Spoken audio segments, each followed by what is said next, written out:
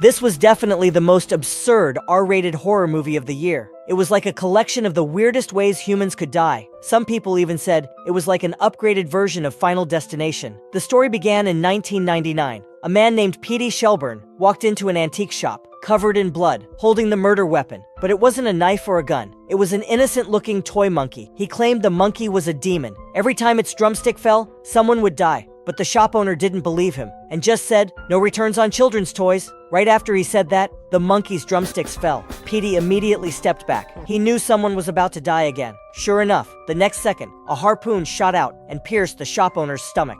It looked like a freak accident, but everything was scarily precise. Petey realized the monkey's curse had struck again. He knew returning it wouldn't solve anything, so he grabbed a flamethrower from the shop and turned all his fear and hatred into fire. The monkey's face melted under the heat, looking even more creepy and twisted. But Petey didn't know. For the monkey, this wasn't destruction. It was rebirth through fire. After that day, Petey disappeared. But his son Hal inherited the cursed monkey. Of course, Hal wasn't the only one affected. He had a twin brother named Bill. One day, Hal and Bill were going through their dad's old stuff. They found a strange box. Inside was the same monkey that their father tried to destroy. Bill quickly grabbed it out of curiosity. Hal warned him not to touch it, but Bill always looked down on Hal for being too careful and timid, so he didn't listen at all.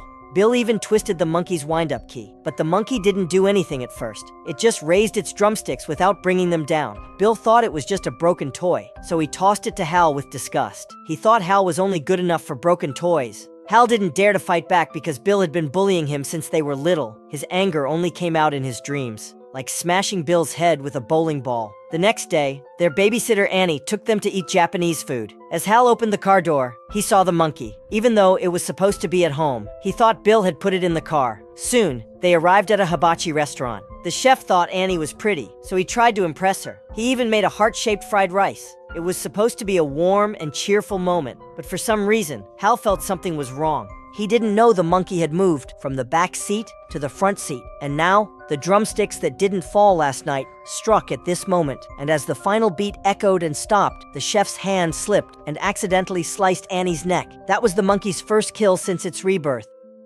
Annie's death was so bizarre, Bill, who had always received her extra care, couldn't handle it. But Hal stayed calm and started to think deeply. Could it have something to do with that monkey? After all, Bill hated it. He wouldn't have put it in the car. Maybe the monkey moved by itself? Seeing both kids acting so strange, their mom Lois tried to comfort them. She said, "Everyone dies eventually. That's life." Hal still couldn't change his timid and cowardly nature. He often got bullied by kids that Bill sent after him. Hal didn't understand why Bill always targeted him, which made him hate his brother deeply. One day, Hal came home covered in banana mush after getting jumped by some bullies. He was so mad he almost lost his mind. When Hal opened his bedroom door, he saw the monkey sitting right on his bed. He didn't even have time to think about how it got there again. At that moment, Hal only wanted revenge on Bill, so Hal made a wish to the monkey. "If you could kill Annie, can you help me kill Bill too?" Then he twisted the wind-up key. The monkey raised its drumsticks high and began its deadly music. Only then did Hal start to regret it. After all, Bill was still his big brother. That's when Bill walked into the house, safe and totally fine. But their mom, Lois, suddenly dropped dead on the spot. That's when Hal realized the monkey didn't kill by logic. It killed randomly. The doctor said she died from a rare condition called a boomerang aneurysm, but the odds of that happening were 1 in 44 million. Hal knew it was his fault. He had caused their mother's death. From that day on, he finally realized how terrifying the monkey was. He had to destroy it immediately, but something weird happened. When he chopped down, blood came out of its arm. Hal didn't have time to freak out. He chopped it up like vegetables, threw the pieces into the garbage truck, and then moved with Aunt Ida and Uncle Chip to Casco, Maine. He thought that would be the end of it, but somehow, the monkey showed up again at Aunt Ida's house. Hal was out of options. Even though he hated Bill, he was the only person Hal could talk to about it. So he told Bill the truth, that the monkey could kill people. But Bill didn't believe him. He insisted on winding it up just to see. The next day, Uncle Chip was trampled to death in a horse stampede. After the monkey claimed its third victim, Bill finally stopped arguing with Hal. If they couldn't destroy it, maybe they could seal it away. So they tied the monkey up, locked it in a box, and threw it down a dry well, and it actually worked. The next 25 years passed without any incidents. Hal built a successful life for himself. He cut ties with Bill, so Bill could never bully him again. Just when Hal thought the monkey was gone forever, disaster struck again. Late one night, old Aunt Ida was woken by strange music. She grabbed a gun and went to check, but she accidentally stepped on a broken stair. At the bottom of the stairs was a box full of old fishing hooks. Aunt Ida fell face first into them. Before she could even pull the hooks out, she smelled gas in the air. She leaned toward the stove to sniff more carefully. Suddenly, the stove burst into flames. Screaming, Aunt Ida ran toward the door, but she stepped on a flower vase by the entrance. In a panic, she tripped and ran straight into a metal road sign. Meanwhile, Hal, still unaware of what happened, was planning a road trip with his son Petey. But the night before the trip, he had a terrifying nightmare. He dreamed he was lying on a cutting board, and the monkey stood over him, raising an axe high above its head, just like Hal had done when he chopped it up years ago. Hal jolted awake in an instant. Right at that moment, his phone rang from an unknown number. It turned out to be Bill, the brother he hadn't spoken to in over a decade. To avoid waking Petey, Hal stepped outside to take the call. Bill told Hal that Aunt Ida had died, and he suspected her death was connected to the monkey. He asked Hal to go back and investigate. Clearly, Bill also knew how dangerous the monkey was, and didn't dare show up himself. But Hal wasn't the timid pushover he used to be. He firmly refused Bill's request. But just then, something unexpected happened. The outdoor AC unit, still connected to power, suddenly malfunctioned and fell straight in front of Hal. Electricity immediately surged into the nearby pool. At that exact moment, a woman by the poolside was about to jump in. Hal shouted to stop her, but he was 1 second too late.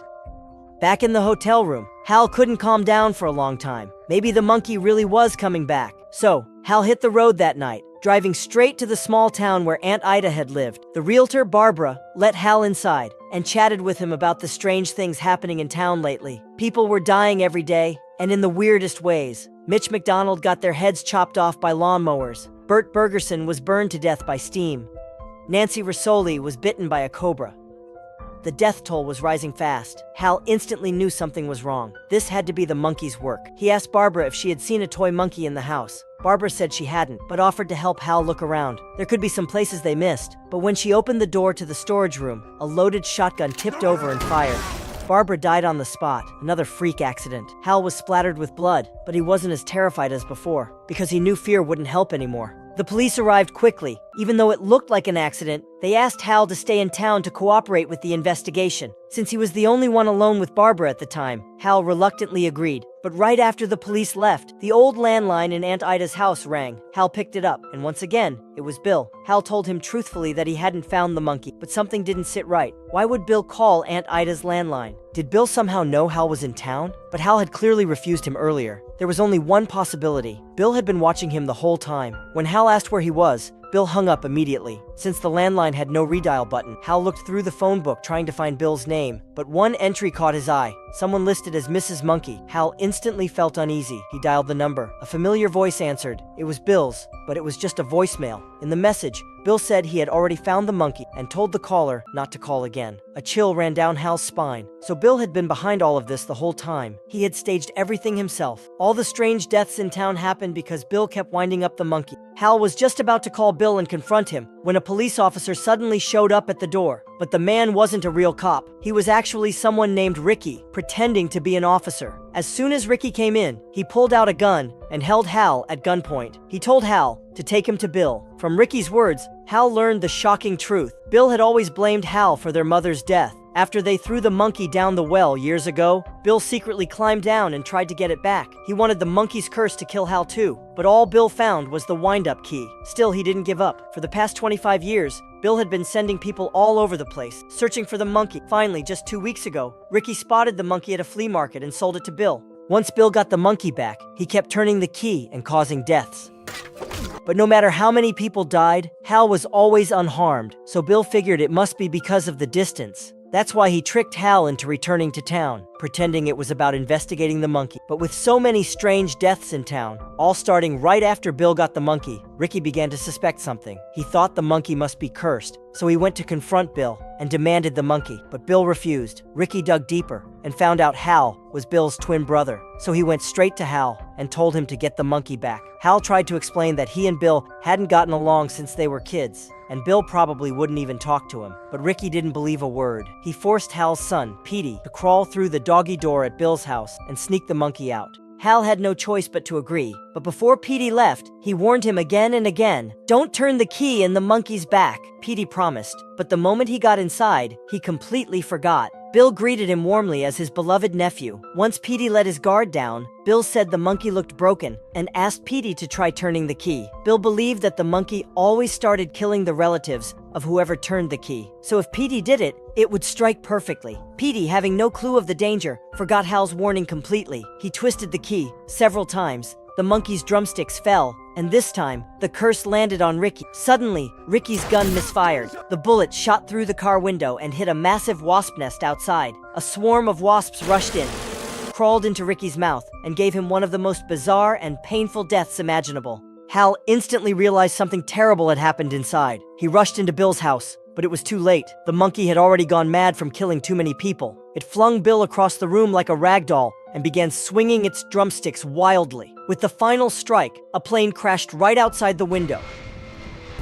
As the monkey raised its drumsticks again, the ceiling suddenly collapsed. Dead passengers from the crash came raining down into the house. The monkey had become a full-on killing machine, no different from the Bill who had used it to kill others. Hal rushed in and grabbed Bill, screaming, "Why are you doing this? Why are you killing people?" Bill finally broke down. He admitted everything. He hated Hal for killing their mother, but that was Hal's mom too, and Hal didn't mean to cause her death. After some heartfelt words from Hal, Bill finally let go of his anger and forgave Hal for what had happened years ago.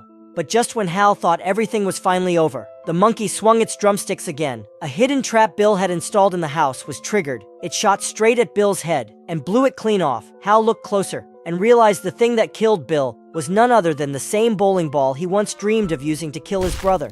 In that moment, Hal understood. Maybe it wasn't the monkey doing the killing. Maybe it was the evil inside people's hearts. Still, Hal took the monkey with him. By now, the entire town had become a living hell. As Hal left, he even saw an old man riding a white horse. From the sorrowful look in the man's eyes, Hal guessed he must be the Pale Rider. And after all the extra work Hal and Bill had given him, Hal really did owe him an apology.